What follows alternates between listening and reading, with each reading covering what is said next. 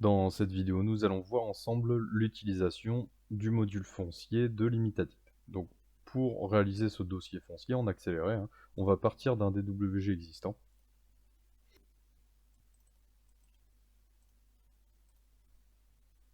Voilà, donc j'importe un DWG. Je vais créer un plan sur le contour de notre dessin, toujours afin d'avoir une échelle pour nos objets et nos textes. Donc, je crée un plan sur le contour, que j'appelle tout de suite plan topographique. On va commencer par là. Voilà, ce DWG est importé. Je vais l'éclater. DWG.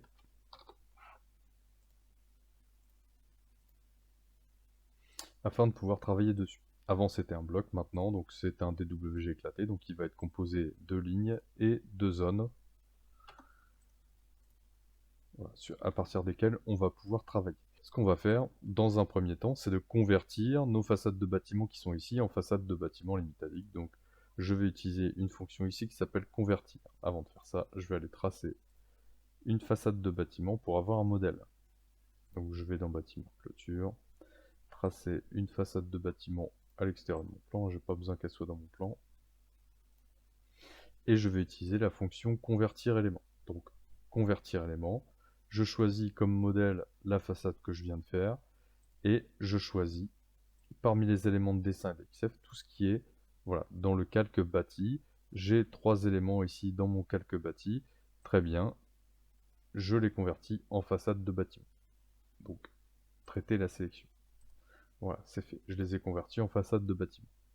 Et maintenant, je vais sur la fonction traiter DXF importé pour aller supprimer mes hachures et mes retours de bâtiment. Alors, si vous avez suivi la démonstration topo, quand j'ai une façade de bâtiment limitadict, tous les objets qui sont composantes de cette façade, alors je vais passer en double clic ici, parce que j'ai des éléments superposés, voilà, les retours, les hachures, tout ça fait partie de l'objet façade de bâtiment, et qui se gère directement, donc dans sa totalité, à partir de cette fenêtre de paramétrage. Donc je n'ai plus besoin des hachures et des retours de bâtiments qui ont été dessinés depuis le fichier DWG. Donc je vais dans les signes de données, traiter DXF, qui me permet de faire plusieurs choses avec les éléments que je vais sélectionner. Je peux les supprimer, supprimer tous les éléments de ma sélection ou uniquement ceux de ma sélection. La même chose pour les gommer ou pour modifier leur attribut.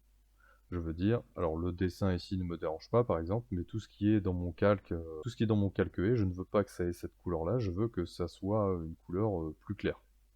Donc là, je peux utiliser la fonction modifier attribut de la sélection. J'ai sélectionné le calque E, ici. Je fais traiter la sélection et je peux dire, donc, change-moi la couleur et mets-moi une couleur plus claire. Ma couleur, et je veux du vert plus pâle, ici. OK.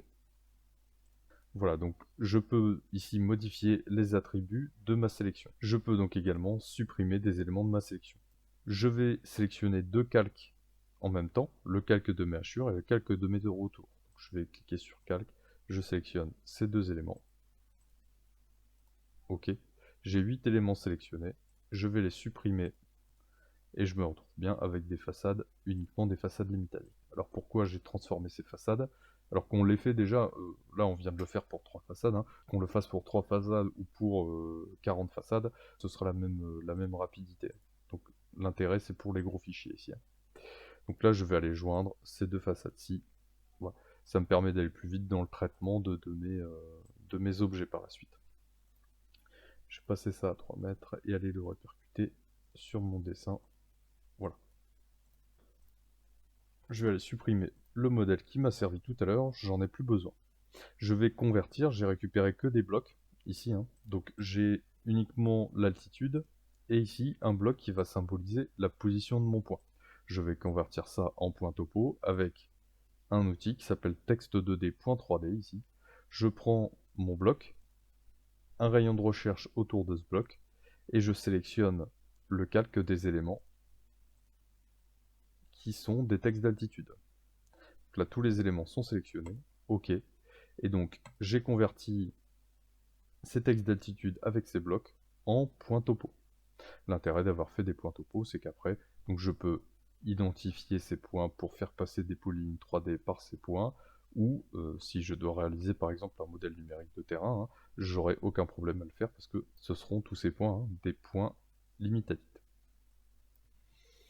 Je vais ensuite pouvoir régénérer du texte d'altitude sur ces points. Alors j'aurais pu cocher ici quand je transforme les points, avec texte 2D.3D, j'ai une option ici pour supprimer les textes et blocs d'origine après création. Voilà, je l'ai utilisé, j'aurais pu ne pas l'utiliser. Donc pour régénérer du texte d'altitude, je vais aller dans ma catégorie texte d'altitude, je peux dessiner tous les objets nécessaires à mon dessin depuis ce menu carto, et donc je vais dire, point d'altimétrie orienté plan, je sélectionne tous mes PNT et je vais faire du texte d'altimétrie partout. Donc dans la suite de mon dessin topo, je vais habiller mon plan topo avec mon cadastre. Donc je vais aller importer mon cadastre, import DXF cadastral, télécharger, importer. Je vais sélectionner donc la commune de Quilliars. Voilà, et ma section AY.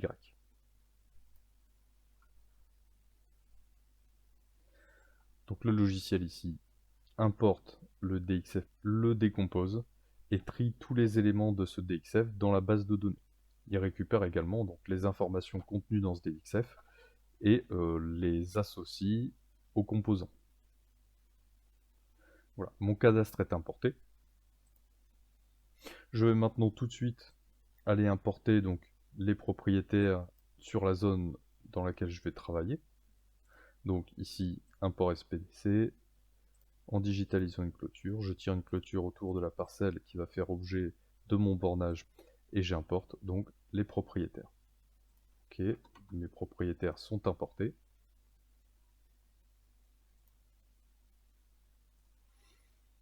Voilà, donc maintenant, attaché à ma parcelle, qui est mon unité de base ici dans ma base de données, j'ai une parcelle.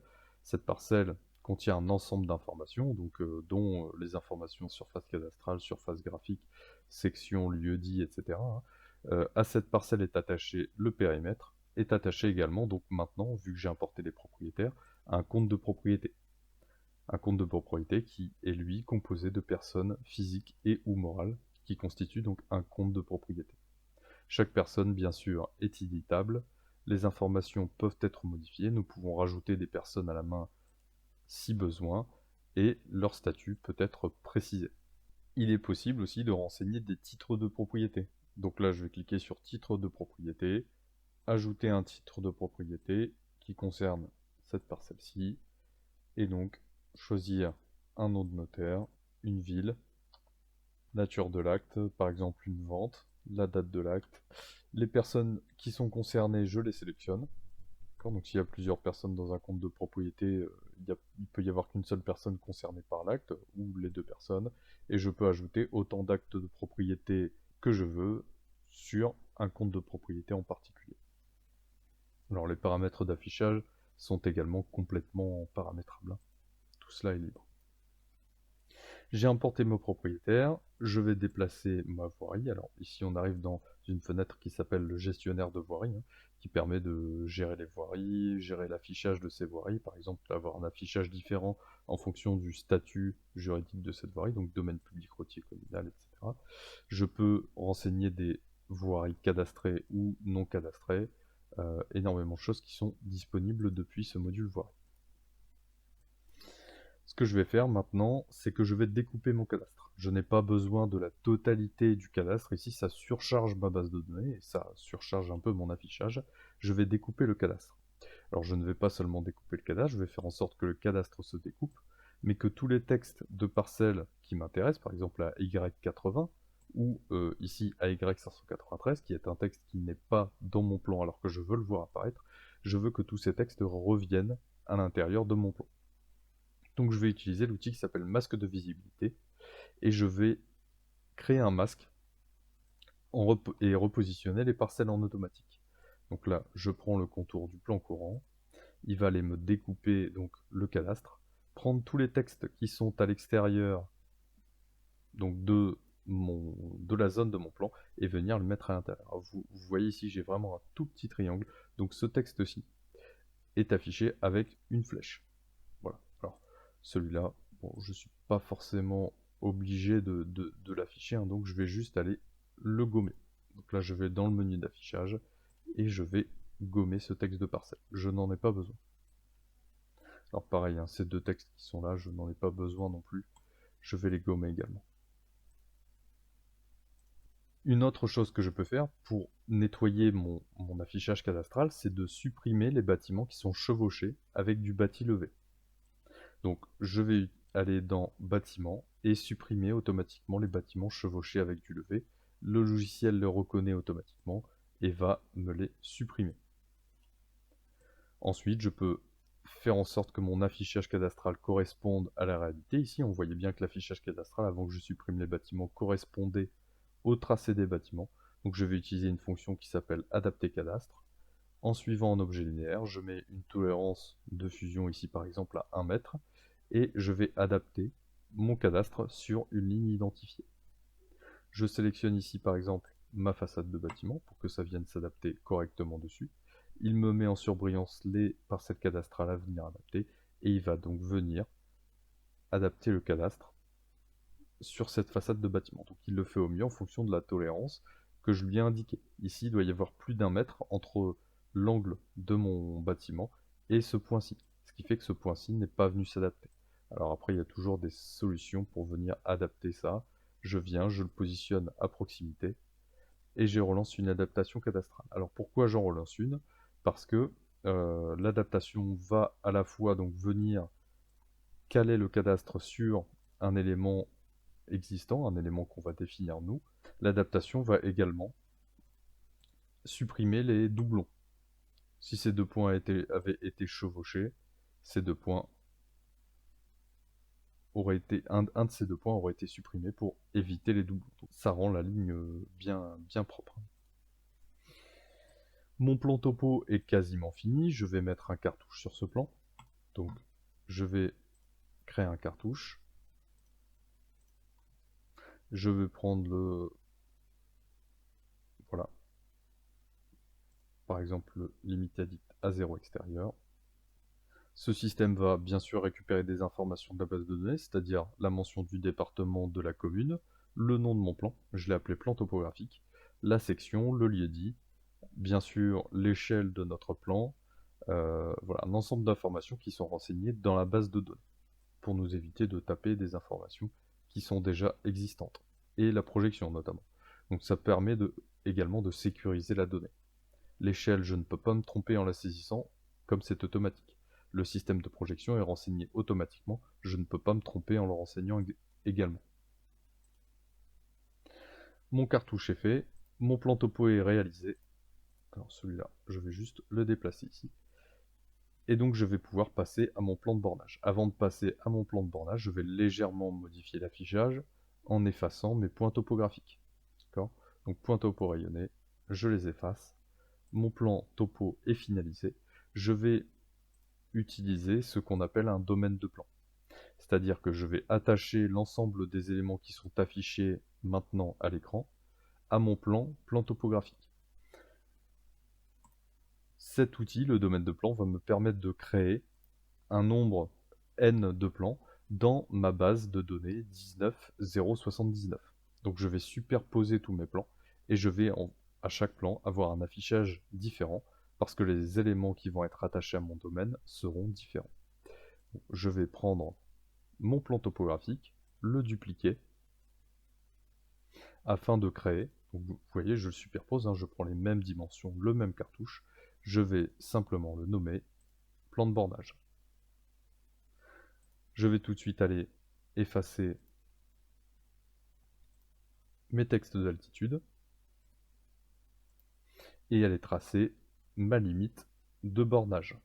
Donc je vais utiliser l'outil qui est ici qui s'appelle foncier et dans lequel je vais retrouver l'élément qui va déterminer une limite de propriété qui s'appelle dans limite addict la masse. Donc créer masse. J'ai bien sûr beaucoup d'options ici pour créer ma limite de propriété, donc renseigner le le type de sommet de limite que je vais créer, comment les numéroter, etc., etc. Donc là, moi je vais partir de A, je vais numéroter mes pastilles à partir de A. On va voir à quoi ça correspond. Donc là, je fais digit contour fermé. Je vais aller digitaliser donc le contour de ma limite de propriété.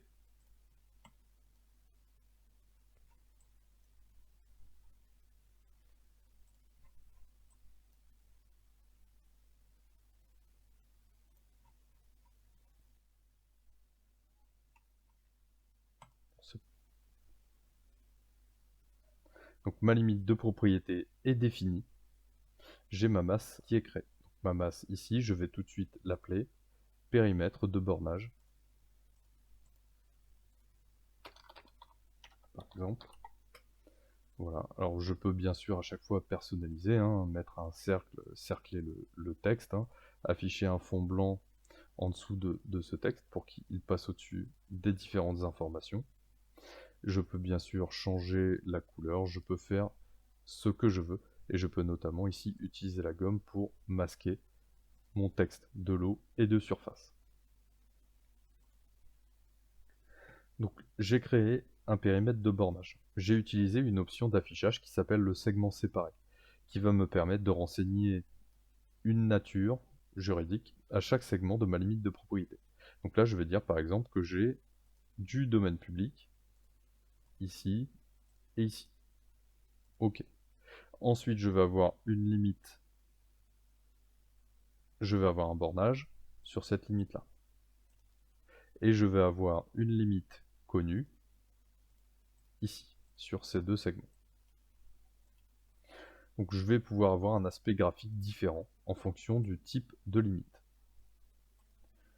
Une fois que j'ai renseigné donc les natures de ces limites, bien sûr, je peux générer ici une petite légende qui va donc reprendre, voilà, j'ai du domaine public, j'ai du bornage et j'ai une limite connue. Voilà. Et donc je peux aller placer une petite légende qui va reprendre ces différentes limites.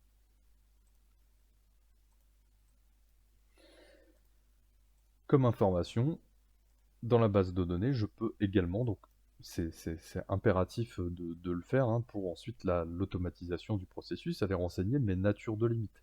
Ici, par exemple, je veux avoir, pourquoi pas, je vais dire que c'est une trace de peinture. Donc je renseigne la nature de mes limites. Donc là, j'ai une trace de peinture. Ici, je vais avoir une trace de peinture également. À ce point-là, je vais avoir un angle de palissade. Alors, je vais avoir plusieurs angles de palissade. Donc, je vais cocher ces propriétés, angle de palissade, et je vais aller les répercuter. Par exemple, ici, j'ai un angle de palissade. Et ici, je vais avoir un angle de mur. Donc, je vais aller renseigner celle-ci. Je vais dire qu'ici, j'ai un angle de mur. Alors bien sûr, hein, différentes options d'affichage. Je peux l'afficher sous forme de pastille ici. Je ne peux rien afficher du tout si je le veux. Avec le numéro PL, donc le point qui va être attaché à cette limite. Ici, c'est juste la notion de la pastille. J'ai le modèle avec juste la description du sommet dans un petit carré ou avec la description du sommet avec une flèche de renvoi. Donc là, bien sûr, hein, encore beaucoup de personnalisation possible là-dessus. J'ai renseigné mes différents sommets de limite. Je peux maintenant renseigner également mes points de rattachement de limite. Donc, je vais aller de nouveau dans Foncier, cliquer sur Créer point de rattachement. Ici, paramétrer ça correctement, encore une fois. Hein, je vais ici préfixer mes indices avec un petit R, et je vais recommencer à A. Et je vais sélectionner mes angles de bâtiment. Donc j'aurai le point RA, RB, et ici, hop, RC. Alors j'aurais tout de suite pu renseigner que ces points allaient être des angles de bâtiment dans les paramètres. Bon, je peux le faire également comme ceci. Je dis angle de bâti, et je vais répercuter cette propriété sur ces pastilles. Voilà. Alors chaque élément qui peut être déplacé dans l'ImitaDict peut être déplacé très facilement. Je clique sur un élément que je peux déplacer et je clique sa position directement. C'est pareil pour un texte de parcelle. Je clique sur l'élément, je clique sur sa position. Ma limite de propriété est définie, mes points de rétablissement de limite sont définis, je peux aller faire mes cotations de rattachement. Alors l'outil cotation de rattachement s'ouvre automatiquement une fois que vous avez placé les points de rétablissement de limite. J'ai dû les modifier, donc je suis sorti de la commande, mais ensuite je peux créer mes cotations. Alors à chaque fois, le logiciel fonctionne toujours de cette manière. Quand il y a des cotations de rétablissement à faire, on sait que c'est entre deux points fonciers. D'accord? Donc vous ne pouvez sélectionner à cette étape de cotation de rétablissement de limite que des points fonciers. Je ne peux pas sélectionner n'importe quel point. D'accord? Je ne peux rien sélectionner ici, hormis des points fonciers.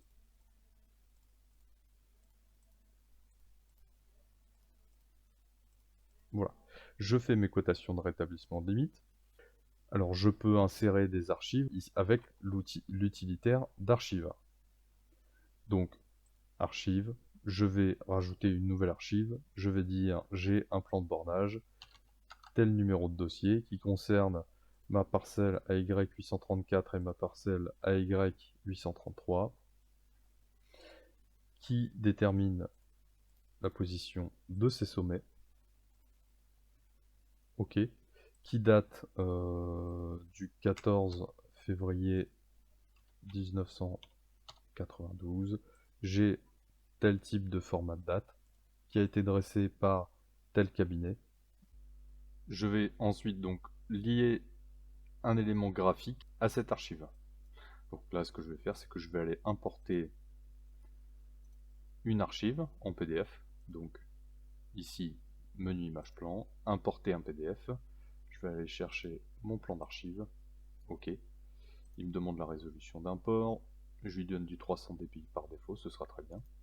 Je prends mon PDF importé, je le mets à l'extérieur. Alors le logiciel va reconnaître la taille de l'archive en centimètres papier.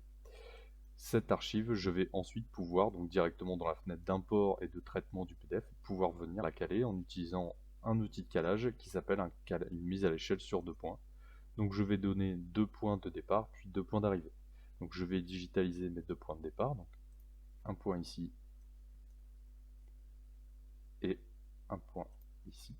Et ensuite, je vais caler sur 2 points, donc donner mon premier point d'arrivée, qui va être celui-ci, et mon deuxième, qui est celui-là. Mon archive vient automatiquement se caler au mieux sur mon dessin.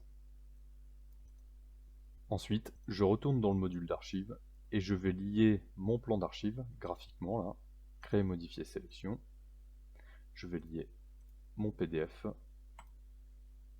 à l'archive qui est ici, avec toutes ces informations. Une fois que c'est fait, je peux générer un texte qui va reprendre ces archives.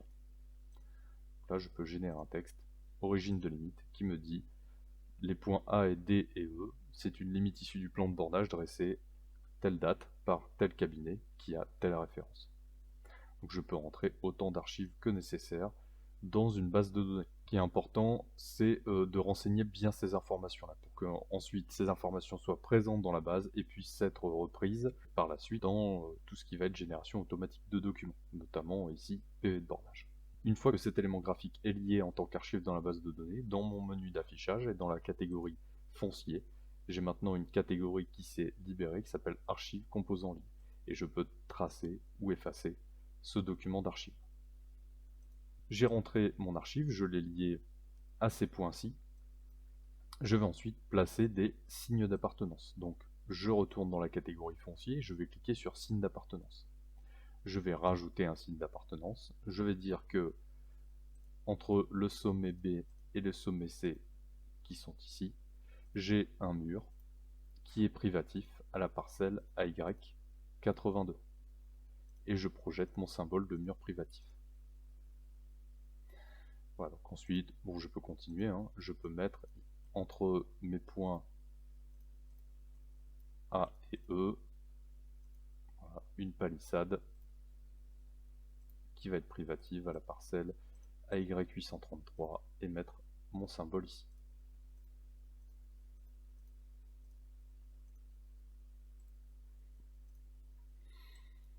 Voilà. Et de la même manière, dans les signes d'appartenance, je peux, comme pour les archives, générer un texte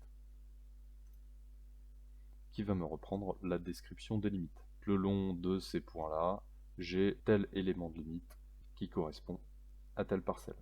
Je vais également, pour finaliser mon plan de bornage, insérer un tableau dans le plan qui va reprendre les sommets de limite. Donc là, je vais mettre à la fois les sommets de rétablissement de limite et les sommets de mon périmètre. Voilà, je vais placer ici mon tableau avec mes points. Et je vais demander au logiciel de me coloriser le fond de ces lignes avec la couleur de l'élément attaché, pour bien faire la différence entre les points de rétablissement de limite, les sommets de rétablissement de limite, et les sommets de mon périmètre. Alors j'ai différentes options à chaque fois dans les tableaux pour masquer le début des coordonnées, voilà, ou pour les trier, exporter ce tableau sous Excel, etc. Une chose importante dans ces tableaux, vous avez vu, je n'ai pas rentré les coordonnées. Les coordonnées sont associées à la limite de propriété. Ce qui veut dire que si je décide de prendre le point qui est ici, donc le point A, et de le déplacer pour modifier ma limite de propriété, j'ai les coordonnées donc du point A qui vont automatiquement se modifier dans mon tableau. Donc ici, les données sont sécurisées. Je ne peux pas me tromper sur les coordonnées d'un sommet. Nous avons maintenant toutes les informations nécessaires et nous pouvons commencer le PV de bornage. Donc on va aller dans le menu administratif, créer une nouvelle opération de bornage amiable, sélectionner les sommets qui vont nous servir.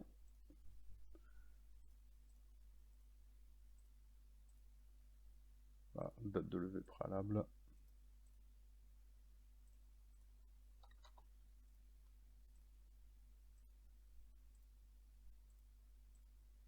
Donc là, bien sûr, les deux cas de figure, bornage d'un chemin rural ou bornage d'une ou plusieurs parcelles appartenant à des personnes privées. On sélectionne uniquement la parcelle des propriétaires. Autre titulaire de droit si on en a. Si on n'en a pas, forcément, ce ne sera pas indiqué. Donc là, je vais charger une fiche géomètre expert. Je vais indiquer si les requérants sont mes propriétaires ou quelqu'un d'autre.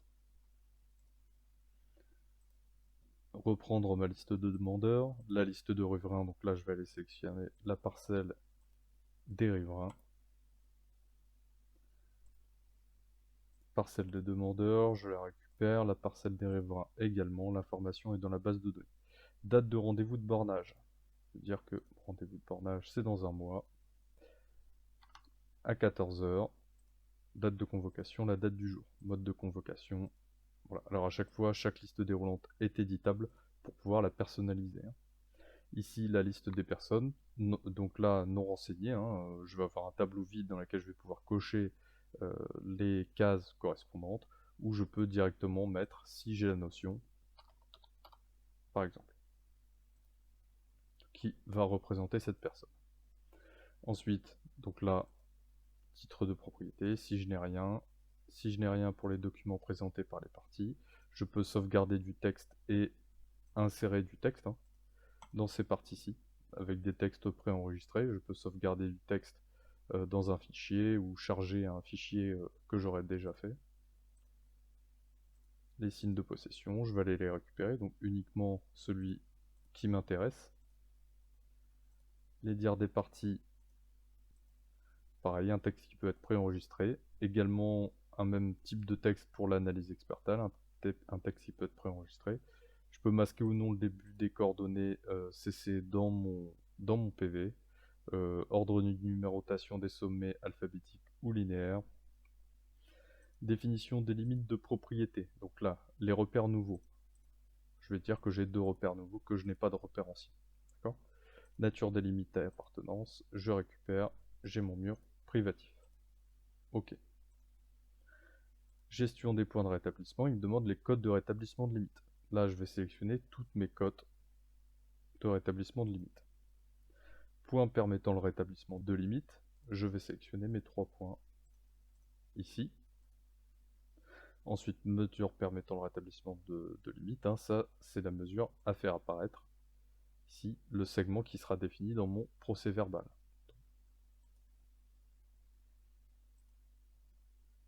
Observation complémentaire, encore une fois un texte qui peut être chargé. Accord des parties, donc là on va générer un tableau de signature avec les parties. PVBN dressé à... La plupart des informations, comme vous l'avez vu, sont reprises de la base de données. Et ensuite, je sélectionne soit un modèle personnalisé, donc on réalise un paramétrage par client avant de faire une formation, ou j'utilise un modèle limite-addict, qui est un modèle qui est fourni de base.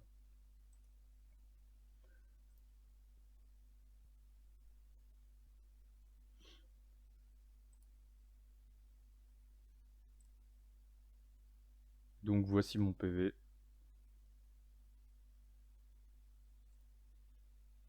Voilà, donc le PV qui va reprendre toutes les informations, le numéro de dossier, etc. Qui va reprendre également donc, les parcelles des propriétaires et des riverains. Le tableau, comme indiqué tout à l'heure, hein, avec les présents, les absents représentés par les mentions des points définis dans le procès-verbal de bornage, ainsi que du segment défini, les cotations de rattachement, les points d'appui, etc., etc. Et le tableau de signature. Donc le PV rempli voilà, à 100%. La seule chose qui va rester à faire hein, sur ce type de PV, ça va être un peu de mise en page, au cas où la mise en page ne serait pas correcte. Ici, vous voyez, ça correspond à peu près bien. J'ai pas de mise en page à refaire, à part ici, hein, si je veux insérer un saut de page. Mais c'est à peu près tout ce qu'il y a à faire sur les PV. Donc là, on a différentes opérations qui peuvent être réalisées depuis ce menu administratif, hein, des bornages, PV domaine public, des PV de rétablissement de limite, des courriers de convocation. Alors, je vais vous montrer comment faire des courriers de convocation. Vous allez voir, c'est très simple. Je sélectionne une opération administrative. Je fixe un lieu de rendez-vous en cliquant son emplacement sur le plan. Je vais cliquer sur périmètre de la zone d'étude et identifier la limite de propriété objet du bornage. J'ai un plan de situation qui se génère, qui va être généré sur courrier. Gérer les personnes convoquées. Je vais les convoquer à 14 h. Je sélectionne les comptes de propriété à convoquer et ensuite je peux échelonner mes rendez-vous si besoin.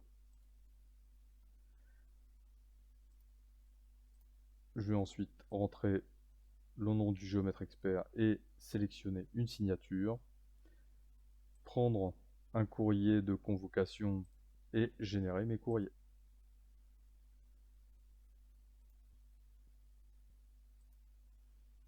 Là, le logiciel va bien différencier selon que le courrier est envoyé au requérant ou à un voisin.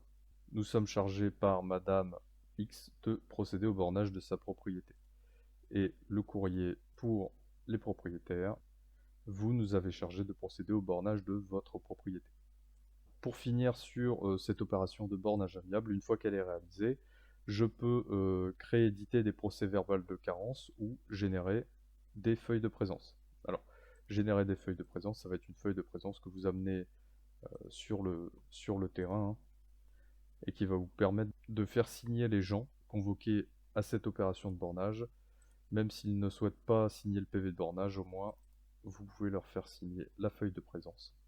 Le procès verbal de carence, donc on va en faire un, on va créer un nouveau procès verbal de carence. On va sélectionner donc cette parcelle-ci, et donc la parcelle riveraine qui est concernée par ce PV de carence, forcément, c'est celle-ci, on n'en a qu'une. Limite concernée, forcément, ça va être celle-ci. OK. Les dates sont reprises, hein. Développer les raisons, absence riverain ou refus de signature. Alors pareil, ces textes sont pré-enregistrés, rien ne vous empêche d'aller les modifier ou d'en enregistrer de nouveaux. Mon PV de carence est prêt.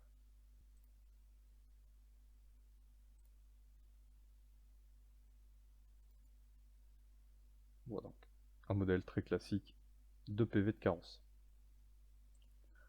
Tous ces documents, bien sûr, sont personnalisables avec les styles de texte et les logos du cabinet.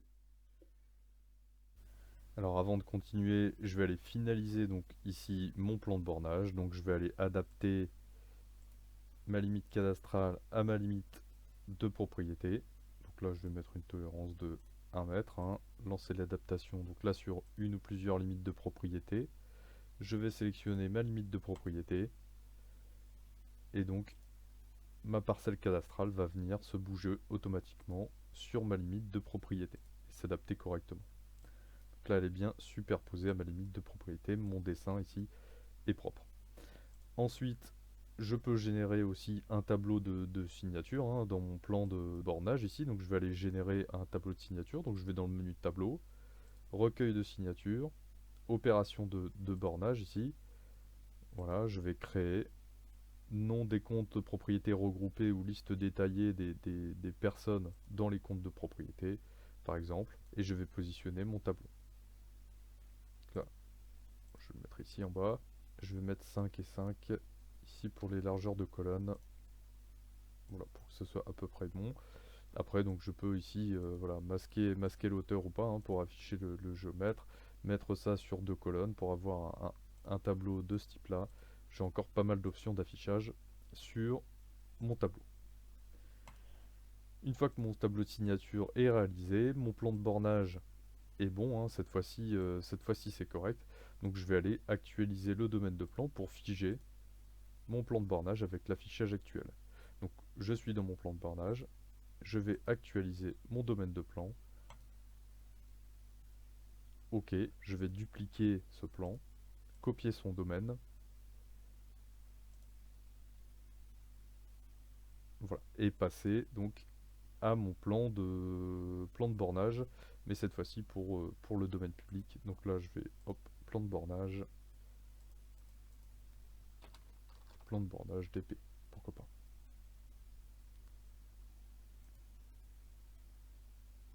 Je vais ensuite réaliser un bornage domaine public. Donc, je vais créer un objet foncier qui est une limite de fait, sélectionner masse, donc je vais m'attacher à cette masse-ci et je vais dire que j'ai par exemple un empiètement de mon riverain sur cette zone-là.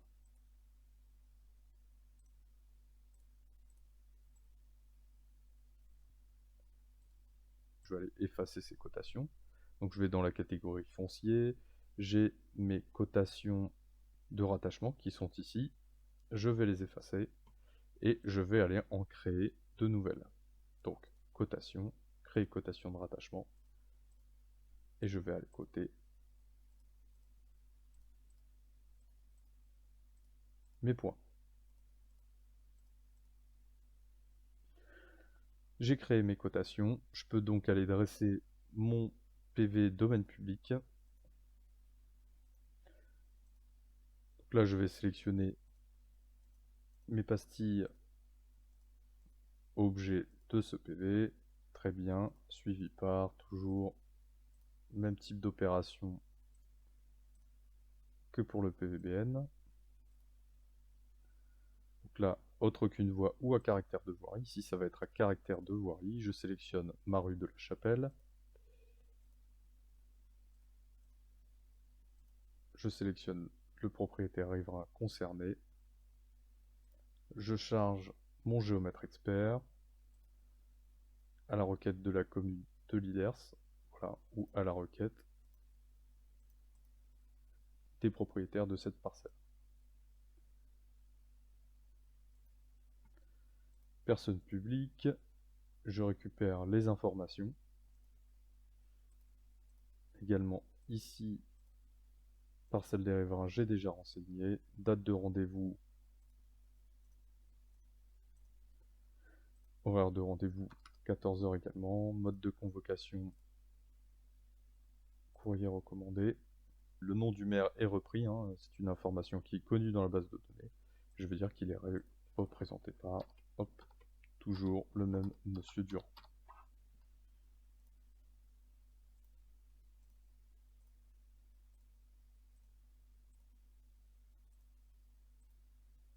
Je vais reprendre mon archive. les signes de possession. Donc là, je n'ai pas besoin d'en reprendre, hein. Je tape néant. Les dires des parties. Analyse expertale pour la borline fait. Donc je vais partir de mon PL1 et aller dans ce sens-là, sens de parcours. Très bien. Donc A, LF1, LF2, B. Et c'est bien un empiètement du riverain qui a été constaté. Là pareil, je peux masquer le début des coordonnées, date du dossier, numéro de dossier. Les repères nouveaux, ce sont ces repères-ci. OK. Repères existants, ces repères-là. Nature délimitée, appartenance, j'en ai pas besoin. Ici, j'en ai pas besoin. Hop, je passe à l'étape suivante. Gestion des points de rétablissement, cotation de rétablissement des limites. Je sélectionne les cotations que j'ai recréées.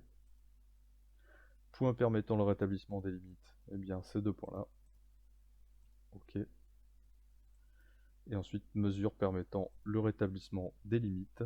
Je vais prendre les cotations à faire apparaître dans mon document. Ces trois cotations-ci. Régularisation foncière, donc là, je reprends le texte, hein.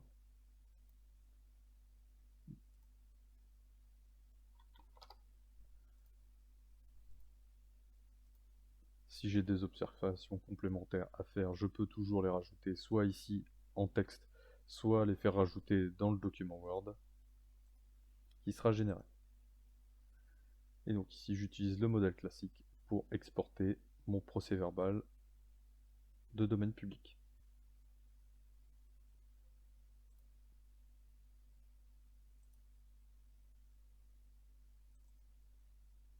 Toutes les informations sont bien reprises. Les requérants, la personne publique, les propriétaires riverains, les parcelles, le tableau avec la mention des personnes présentes, absentes ou représentées par, ainsi que tous les points à la fois qui définissent notre limite, les points qui vont servir au rétablissement des limites et les cotations. Le PV de domaine public est ici également complet. Ensuite, je peux générer un arrêté de délimitation. Donc là, le maire de la commune de Lillers, introduction, je renseigne automatiquement ces paragraphes, avec les informations qui ont déjà été générées dans le PV domaine public.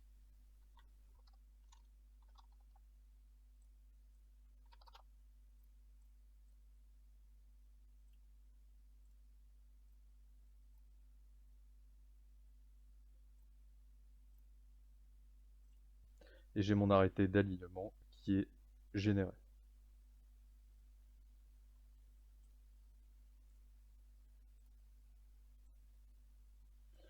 Ensuite, alors, les courriers de convocation, hein, je les ai faits pour l'opération de bornage amiable, je peux très bien les faire pour mon procès-verbal de délimitation du domaine public. Dernière chose que je peux faire, hein, un PV de rétablissement de limite.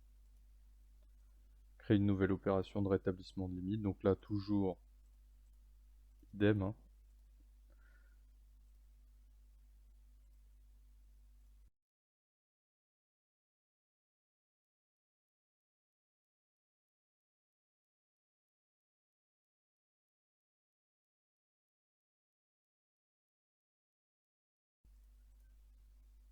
Voilà, donc j'ai un rétablissement de limite à faire sur ces points-ci.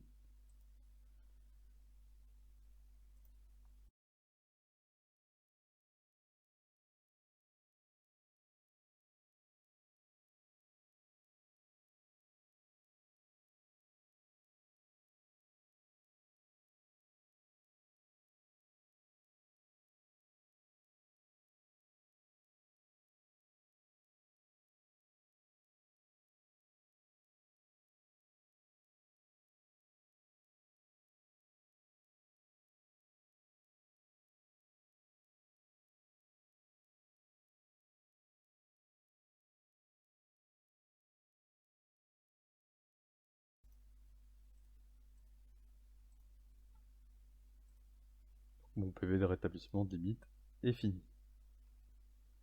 Donc le but de ce logiciel est bien de renseigner au maximum la base de données pour avoir toutes les informations nécessaires pour ces opérations administratives. Une fois que tout est renseigné correctement, tout va se remplir comme il faut dans les documents. Et vous n'aurez aucun problème, ça ira très vite. Alors je vais finir par exporter ces plans. Avant d'exporter ce plan, je vais aller actualiser mon domaine de plan avec les éléments tracés à l'écran.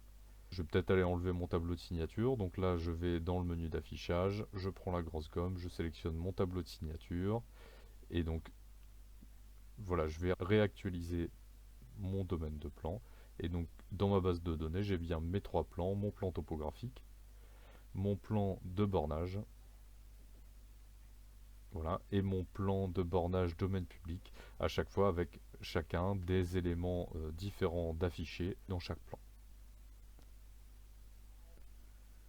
Et donc, pour finir, je vais pouvoir aller exporter ces plans. Donc là, présentation plus export, je vais sélectionner tous mes plans, je les exporte en PDF. Voilà, mes plans sont exportés. Donc j'ai mon plan de bornage d'épée, mon plan de bornage et mon plan topo. Et je vais l'ouvrir, le PDF global, donc le PDF global qui va comprendre ces 3 plans. Le plan de bornage, le plan topo et le plan de bornage d'épée.